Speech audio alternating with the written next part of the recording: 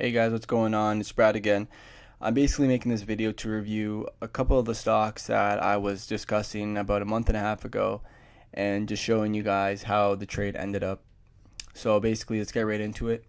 The first stock that I want to have a discussion about is AEMD.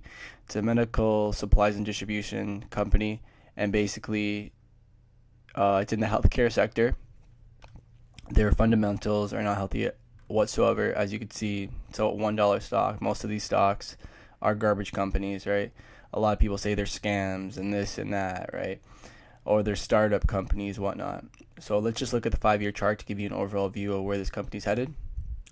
Yeah, so something happened here which I really don't know, and it just consistently started shitting on all investors and traders since this point, right? And I guess from this big drop in the chart, now we have tons of bag holders. So then we have people coming here, selling off here, and then everyone just continues to sell, continues to sell. Every time they get the chance to sell, they get out, right? So the reason why you see these spikes is because the float is only 9.6 million shares. That's very small.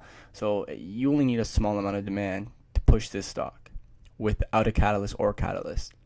A catalyst preferably, just because like everyone hops on because of good news or whatnot. Not to say that it's going to hold the highs, because this chart does not hold highs whatsoever, right? It will, like, as soon as it goes up, you best believe it's coming down a lot faster than it went up. So let's look at the 1-year chart and talk about my entry and my exit for this trade. I actually could have been a little bit more flexible, because I actually took a loss on it. But this is what I was discussing last time. I told you guys I had like a tight mental stop loss. So the reason why I sold out was because honestly I thought if it broke 90 cents that it was not coming back.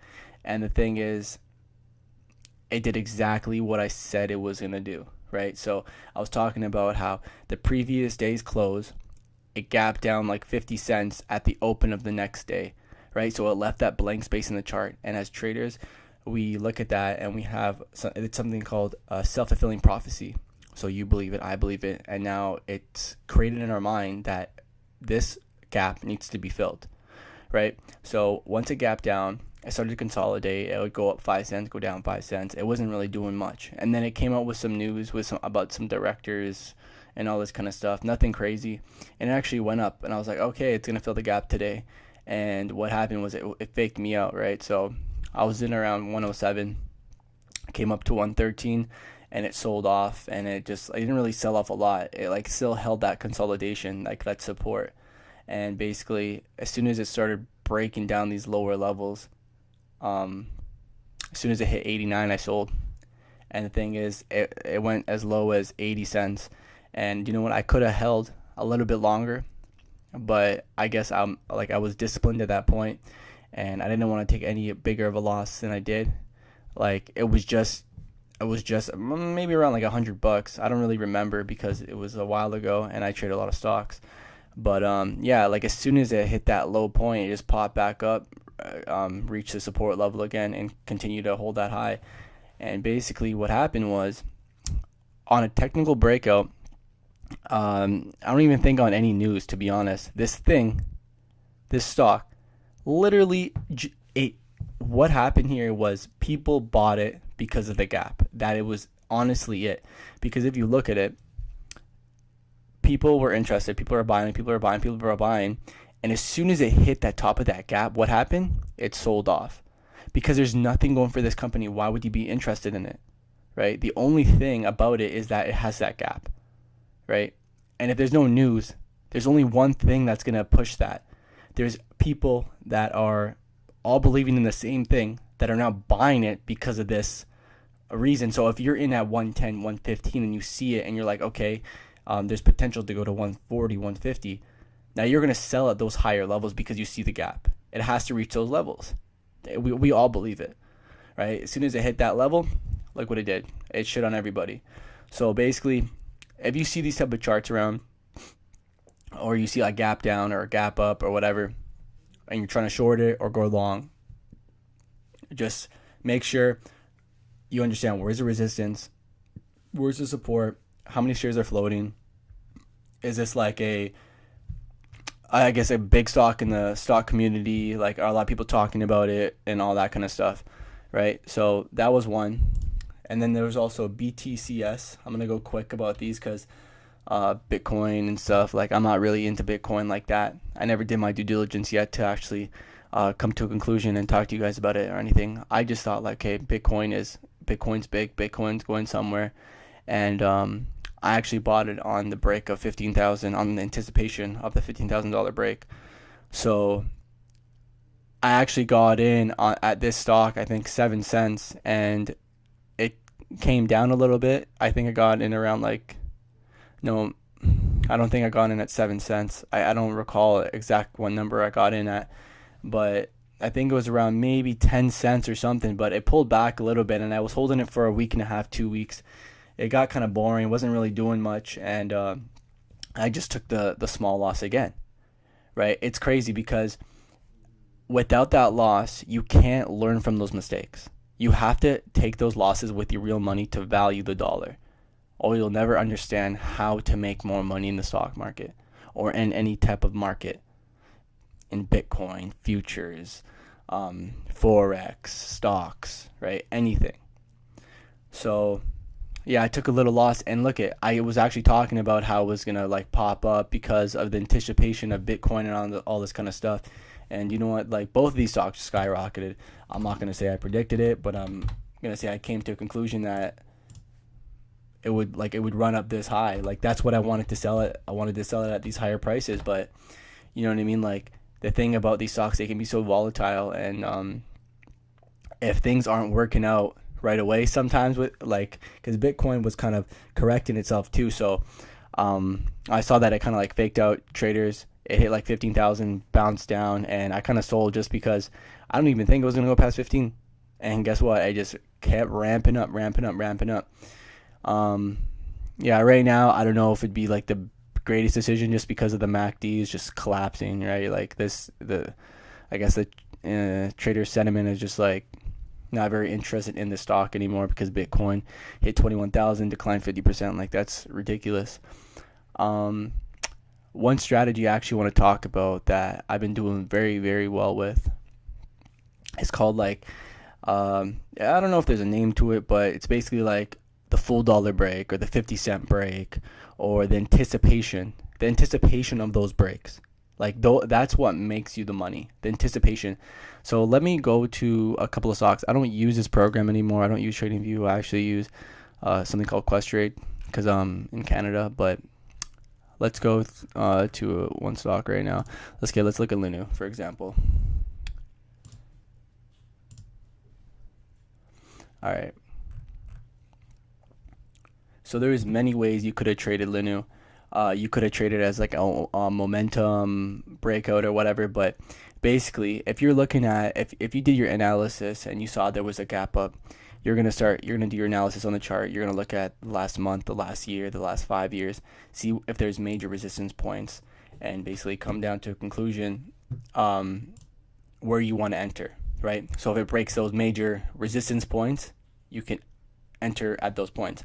But the thing is, what I learned is, don't enter at the break of the resistance. Enter at the anticipation of that point.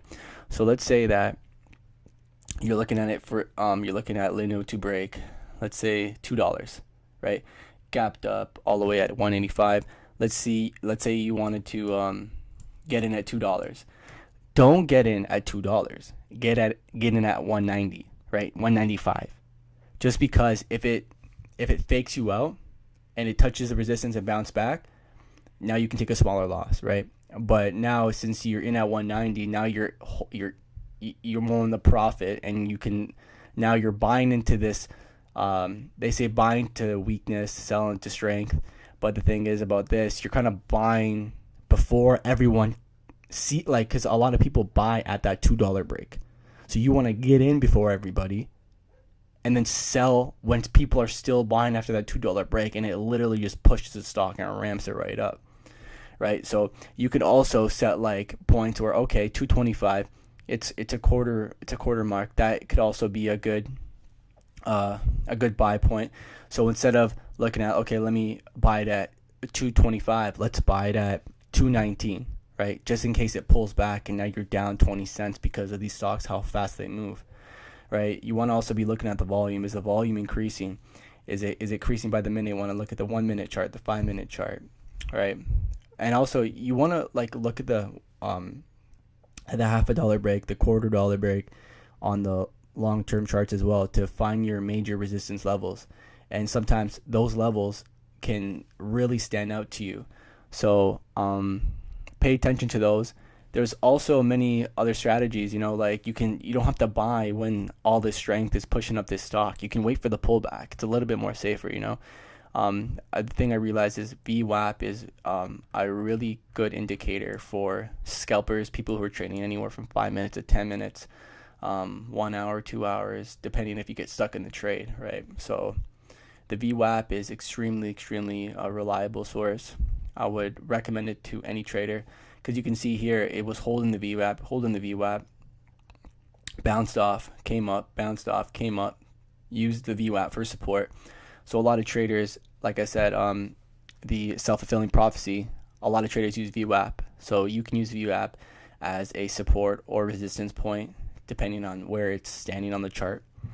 I would say MACD is a good indicator to see how like the strength of the stock throughout the day, but most people would use it for long-term purposes to see like is the sentiment overall like increasing, is it more bullish or bearish. Like right here, you would see like the prices are high, right? So you see like, okay, there's a gap up, it's running up, it's coming down, it's running up, but look what's happening to the MACD, slowly declining, and that's bearish divergence. You wouldn't want to be in a stock like that because what ends up happening is it ends up coming down, and that's exactly what happened with Linnu. Came down, but also the thing is you have to watch is that this, like I said, MACD is not the most reliable source. That's the one thing. You can't always rely on MACD because this is for long-term purposes. Anybody who uses MACD for scalp trading, they're using lagging indicators. So right here would be bearish divergence, but also you got to understand day traders also have time frames where 9:30 is the date of the time to trade, 12:30 all these people are coming in. So no matter what the MACD is saying, a lot of people don't use MACD on the minute frame or the 5 minute frame or whatever, right? So I wouldn't rely on that. I would use VWAP, volume, moving averages. If anything, don't go anything past that because a lot of people want to throw in a bunch of indicators. Let's put in the Bollinger Band and let's put in the 3 moving averages, 80 EMA, 50 EMA, and 20 EMA, and so on, 200 SMA, right? Don't go crazy like that. You're just gonna get extremely confused. Be simple, right? Just really you want to understand the price action. What's moving these prices? What's the best time of day that these stocks are running, right? A lot of people would see these stocks and be like, oh, this is inconsistent. This is literally opportunity to profit up the ups and downs. That's the way you got to look at it. And the indicators are not going to tell you that unless it's long term, right? And the catalyst, of course, right? On the long term frames, most companies that are going up for a long time, they have good fundamentals. These companies, you can't really rely on all these indicators. Sometimes MACD on the long term for penny stocks, you can see, okay, there's slowly people are buying into the bullish, buying into this company, and you can see that by the MACD slowly increasing. But for scalp trading, day trading, stick to simple. Be simple. Simple is better. All right. So I don't really want to talk about anything else because I'm gonna go on forever. But yeah, if anything, guys, I think the most important thing is knowledge is important, but also being practical and actually trading and learning from your mistakes is number one thing. But don't neglect the books. Don't neglect the books. In 3 months, I was able to read 15 investing and trading books, and it made me a better trader, right? I didn't I don't know if it made me a better trader, but it made me a more intelligent trader, right? When you're doing something, you want to know what you're talking about. So it also comes with experience. Like, I've been doing this for just a little bit over a year now, and through time, through evaluating your circumstances, evaluating your experiences, evaluating your trades, your ups and your downs, and sticking around the group of people that are pushing you higher are going to get you better results at the end of the day. You want to learn the strategies that work. Don't continue to change them. Stick with one and just continue to implement it and figure out what is the psychology behind these prices. How do these prices move? When will they move? If they come down, how far are they going to come down? What is the indicator that shows that, right? Don't look for like the miracle one. There's no miracle. It's the psychology behind it. That's number one. But yeah, guys, that was basically it. Like, I don't really have anything to talk about. Yeah, so that's about it. Hopefully you guys enjoy these videos. If you guys want more, I'll definitely get into it. And if you guys want me to talk about any stocks, anything like that, I'll get right into that. So I hope you guys have a great night or a great day whenever you guys are watching this, and continue to become better traders. And yeah, all right, see ya.